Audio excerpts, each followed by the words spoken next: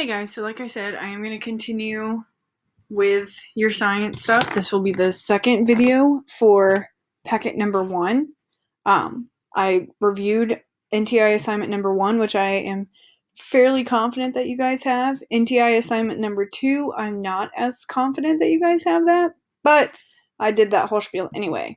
At least for part of the worksheet. Let me know if you guys do have that for a fact, and I will complete the rest.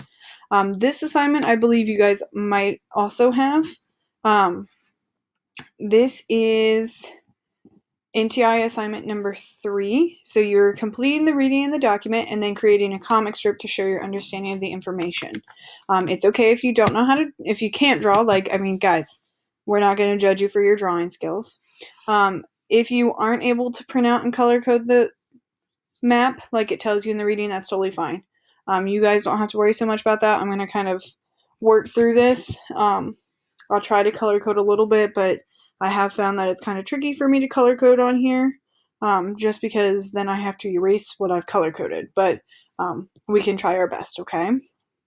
So this is about the ocean conveyor belt, and we can see that it all kind of flows together. So a conveyor belt, if you guys need just like a connection, is what you put your groceries on when you go to the grocery store, and it moves everything down the line so that way the person can scan and get it all bagged. So this article is comparing the ocean currents to a conveyor belt. Okay, so you've got this nice little picture, and now we're going to read about it. So, introduction. The ocean is in constant motion. You can see this for yourself when you watch waves crash onto the shore. If you go swimming, you may even feel an ocean current pulling you along. Surface currents such as the Gulf Stream move water across the globe like mighty rivers. Surface currents are powered by the Earth's various wind patterns. The ocean also has deep underwater currents. These are more massive but move more slowly than surface currents. Underwater currents mix the ocean waters on a global scale. A process known as the thermohaline circulation, or the ocean conveyor belt, drives these deep underwater currents. Thermohaline circulation. Thermohaline circulation moves a massive current of water around the globe from northern oceans to southern oceans and back again. Just like that picture. Currents slowly turn over water in the entire ocean from top to bottom. It is somewhat like a giant conveyor belt, moving warm surface waters downward and forcing cold, nutrient-rich waters upward. The term thermohaline combines the words thermo, meaning heat, and haline, meaning salt, both factors that influence the density of seawater. The ocean is constantly shifting and moving in reaction to changes in water density. To best understand ocean water dynamics, or how water moves, there are a few simple principles to keep in mind. Water always flows down toward the lowest point. Water's density is determined by the water's temperature and salinity, amount of salt. Cold water is denser than warm water. Water with high salinity is denser than water with low salinity. Ocean water always moves forward toward an equilibrium or balance. So this means that if surface water is cool and it becomes dense on the top, it's going to sink, and then the warmer water that's below it is going to rise to balance out the missing surface water. So if you've ever noticed whenever you're in the pool, I feel like sometimes maybe the surface water is cool, but then if you go under, then it's all kind of warm. That process is going to push it. Now, obviously, there's not a current, except whenever they put the little stream things on, but that might kind of sort of give you a connection. Ocean layers. The ocean can be divided into several layers. The top layer of the ocean collects the warmth and energy of sunlight, while the bottom layers collect the rich, nutrient-filled sediment of decayed plant and animal matter. So the top layer is about 100 meters or 330 feet deep. Enough sunlight reaches the depth for organisms, such as phytoplankton, to carry out photosynthesis. Phytoplankton makes up the first part of the marine food chain and is essential to all ocean life. So this makes me think of when you're watching Finding Nemo, and it shows you where all the fish live in that little, the coral reef deal. That's the layer that they're going to be in, okay? Because there's enough sunlight that plant life is able to flourish, and then that's kind of where we're at. Then you have the middle or barrier layer, which is called the thermocline. The ocean's temperature and density change very quickly at this layer. The barrier layer is about 500 to 1,000 meters or 1,600 to 3,300 feet deep. This makes me think, whenever how they're in Finding Nemo again, where there's that cliff. They see the barracuda there in the very beginning. It's also like where he goes to touch the boat, how that just kind of drops off. I'm thinking that that's kind of in that layer because it is where everything kind of changes in that shift. It shifts from being the top layer where, there's the sun, there's the light, like the plant life, and then it kind of shifts. Then you go down below that layer, and that's referred to as the deep ocean. It averages about 3 kilometers or 2 miles in depth. Now, this doesn't mean that this is the very bottom of the ocean, obviously. It's just a bottom layer. We know that the ocean is definitely much we know it's super duper deep. They don't really 100% know how deep I think all the oceans are because there's so much to it. But we're obviously deep water, deep ocean. We know it's going to be pretty intense. So the conveyor belt. Scientists have long understood how nutrients move from the ocean's surface to its depths. As phytoplankton die, they sink and collect on the ocean floor. But if nutrients aren't continually sinking to the depths of the ocean, how are surface waters replenished with nutrients? Scientists discovered that in certain regions of the ocean, the nutrient-rich deep water was upwelling or rising to the surface. Scientists realized that the ocean was slowly turning over from top to bottom in a continuous global loop. Like a conveyor belt, thermohaline circulation moves nutrients from one part of the ocean to another. So we're going to start in the North Atlantic Ocean and follow the conveyor belt as it moves around the Earth. We can color code. Like I said, I'm not quite sure, but I will point to where they're talking about it. Okay. So in the seas near Greenland and Norway, which they're going to be right up here, okay, the water is cold. Some of it freezes, leaving salt behind. I can use this fancy pointer. The salty water becomes dense and sinks to the ocean floor. This water is known as the North Atlantic deep water, and it is one of the primary driving forces of the conveyor belt. So that would be right here. Okay, this little area right here. Now, the force of the sinking cold water pushes the existing North Atlantic deep water south toward Antarctica in a slow-moving underwater current. When it reaches Antarctica, so it's like basically see how this is like that purple because that's where it drives forward in this, and then it just pushes down, and that's what we're reading about now. When it reaches Antarctica, so when it comes down here, the water flows east with the Antarctic circumpolar current, a massive and powerful current that circles the continent. So once it gets here, now it's pushing this way, and we're going. Okay?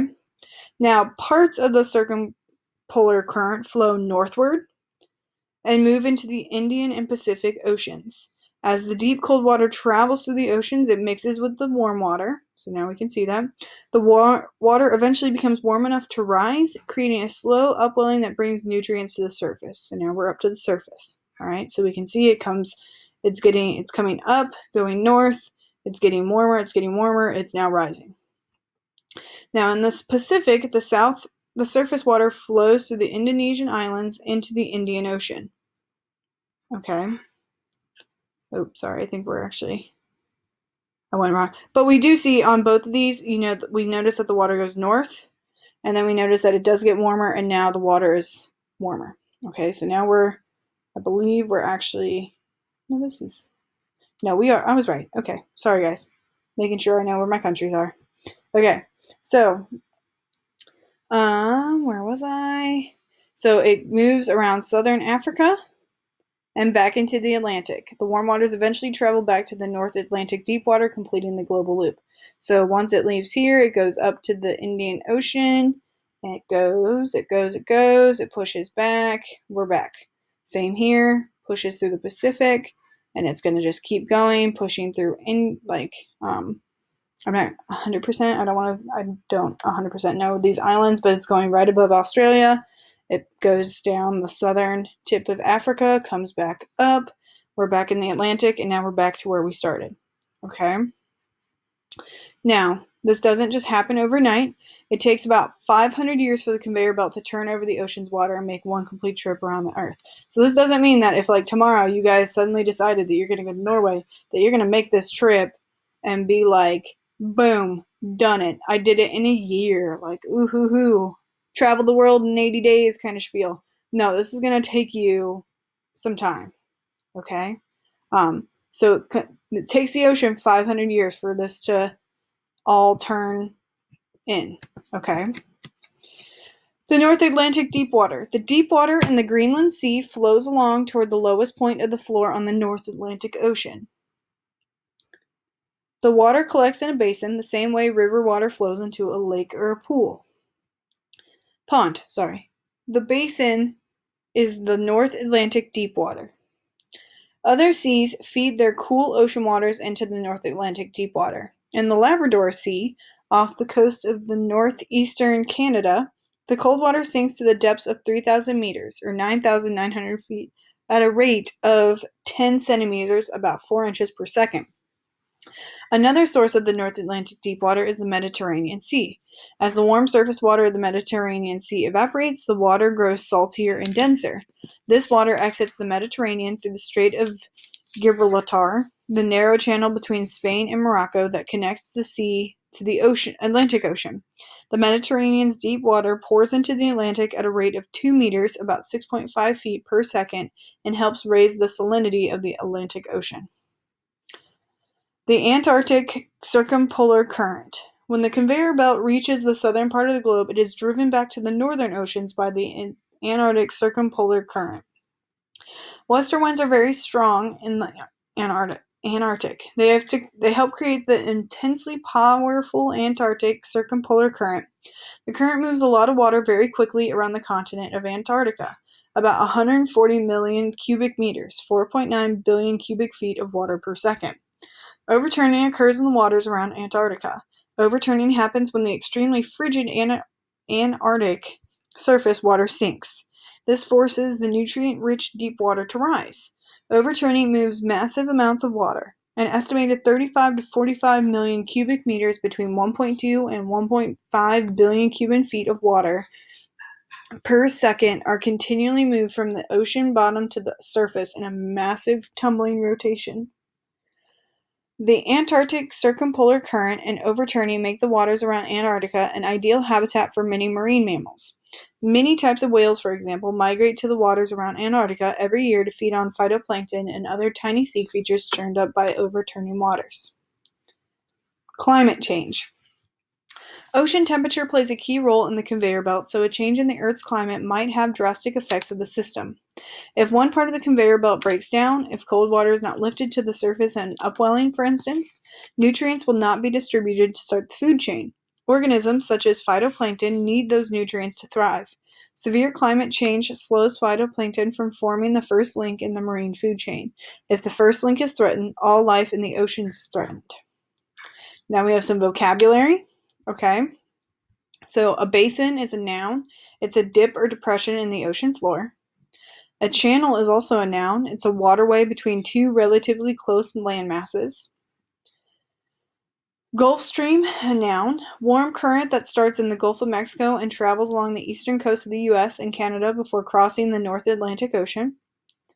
Thermocline, which we read about, is a level or layer of a fluid depth where temperature change more rapidly than the fluid either above or below it. Thermohaline circulation, again what we read about, ocean conveyor belt system in which water moves between the cold depths and warm surface in oceans throughout the world. An upwelling, noun, process in which cold, nutrient-rich water from the bottom of an ocean basin or lake is brought to the surface due to atmospheric effects such as the Coriolis force or wind. So now that we've read that, you are going to think about what this all means. You're going to create a comic strip with a title panel and 7 additional panels, one for each of the headings in this reading. We might have modified that. I'm not sure. You would have a note in your packet if the instructions are different from this. Your comic strip should tell the story of the ocean conveyor belt by illustrating what the information is in each paragraph is sharing. Remember, the essential question you are trying to investigate with this reading and comic is, how does the deep water conveyor belt of the ocean affect climate change? So what you're going to do is you're basically going to draw a picture of the different steps that we talked about. So like, you would have a title as your first panel, okay? Your next panel is going to have us at the seas near Greenland and Norway. So this little section right up here, okay? It's called water. You then have where your next panel could be about how it moves to the North Atlantic Deep, okay? The panel after that could be that it's pushing it down, and then your next panel could be it's still pushing it down. You're then getting to Antarctica. Whenever Antarctica it gets close to that, it gets pushed really quickly to the east, sorry. It gets pushed to the east. Then no matter which way it goes, it's going to end up going north. So it goes east, but instead it's not like it just keeps going round and round and round. It gets pushed right up north. Okay? Your panel could show the different ways. You're basically just putting a little picture for each of these pieces. So what would the picture look like for this step?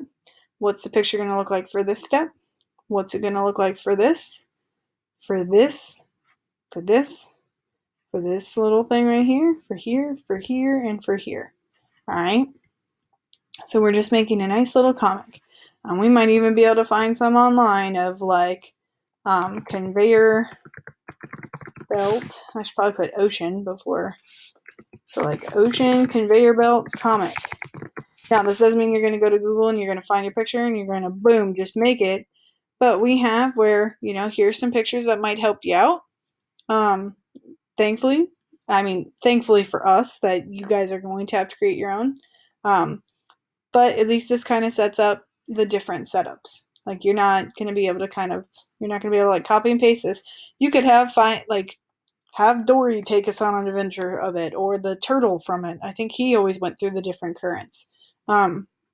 So just kind of show us how this works. Okay?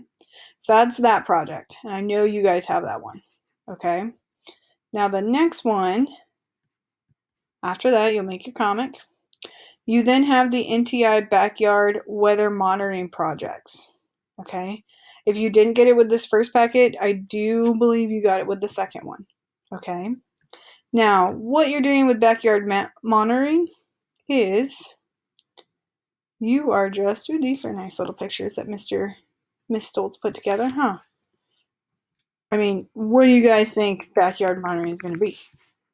Probably monitoring of your backyard, right?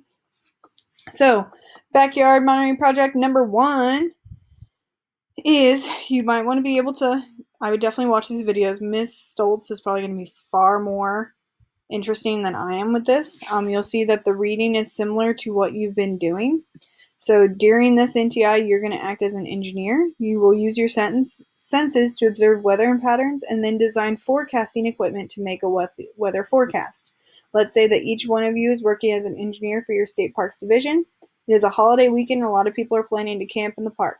As a state park engineer, it is your job to build a backyard weather station and make a weather forecast to determine whether the weekend will be safe and pleasant for camping. Let's get started. Again, she just walks you right through. We read about all this stuff in our different things, right? Now she's going to talk to you about the different tools that can be used, okay? With these tools, you can use it to basically focus on your backyard, okay? You can see that she's got where you're going to choose the location that you're going to be able to access. You're going to create a data table, and you're going to be able to monitor what you're doing. Now, this does need to go. You need to record your observations for 10 minutes, and you're repeating it for at least 10 days. So you could be doing this over spring break, okay? You do need to build at least one backyard monitoring tool. So you could, if we go back up, you could make a rain gauge. You could make a thermometer. You could make a barometer. I think it's barometer. You can make a wind vane. So you've got to make one of these tools that you can use, okay? Take some pictures or describe it, sketch it, and that's going to be your data. All right, so Miss Stoltz, just like your other projects, has different pieces that you're doing. She's got directions. If you need, let's say one of you decides that you want to use the weather vane, I can make sure that you get this weather vane worksheet, okay? Like I said, I know it's I'm pretty confident what you guys have, but then I'm also not 100% certain, so just don't be afraid to reach out. Mr. Dempsey and I have access to all of this, okay? Now you have part 2. Again, this is just kind of building off what you did previously. Okay, so you did all your observations. Now it's your job to make a weather forecast. Look at the data you have collected. What can you infer about the upcoming weather? Did you collect enough to discuss whether it's going to be warm or cold? Can you give us an idea of what's happening with the rain? Now, I know Kentucky weather is absolutely bizarre, so you might have where it's possible that you might say it's going to rain every day. If it doesn't, hey, it's okay. We're Kentucky weather, okay?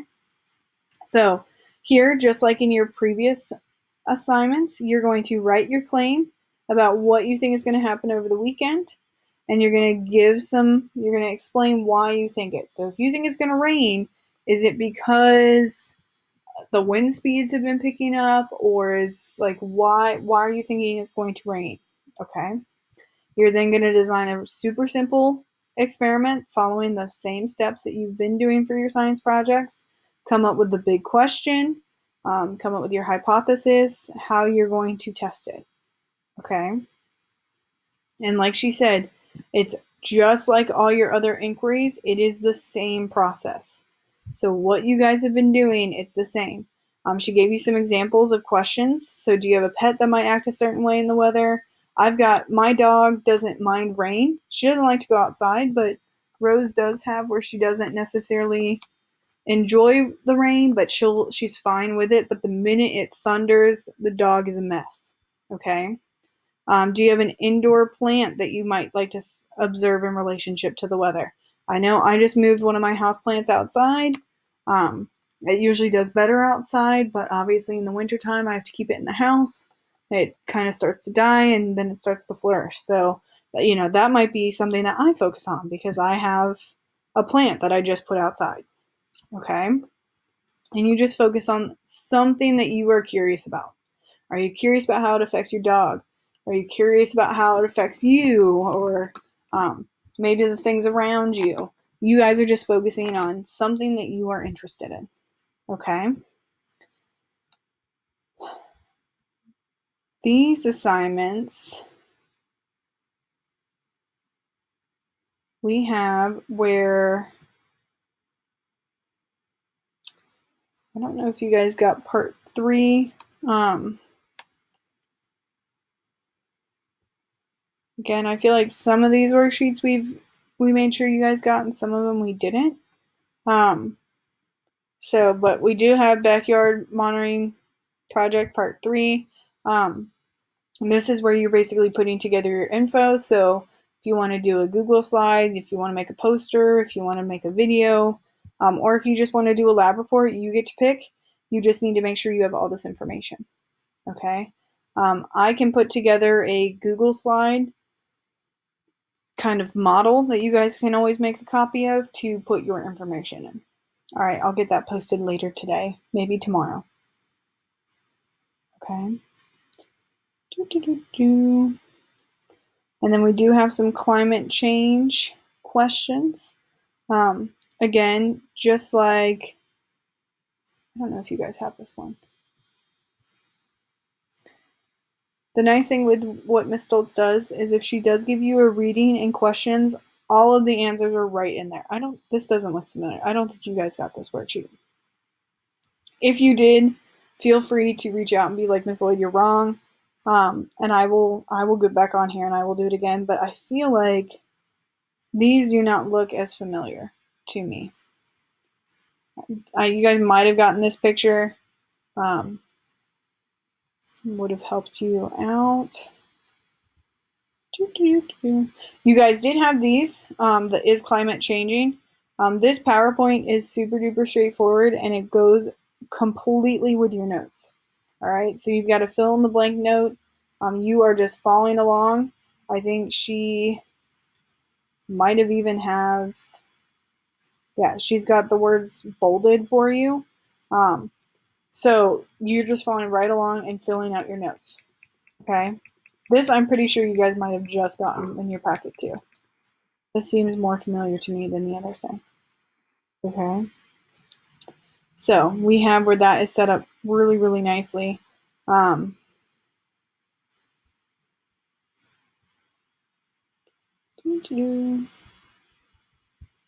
Yeah, that would be this one. And then I will double check on some of this other stuff. Okay, guys? But like I said, I know it's a little bit different because I know we took out some of your assignments. So that way it wasn't crazy. I think this is this NTI packet. I think what I just briefly went over. I will do a second video talking about those more in detail because I think these are the packets that you guys just got. Yeah, March 25th. So, like I said, backyard, this project right here that you guys are probably like, oh my god, this is horrible.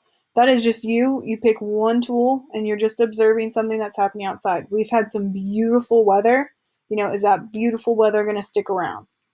Because I'd really like to do some planting while I do my social distancing.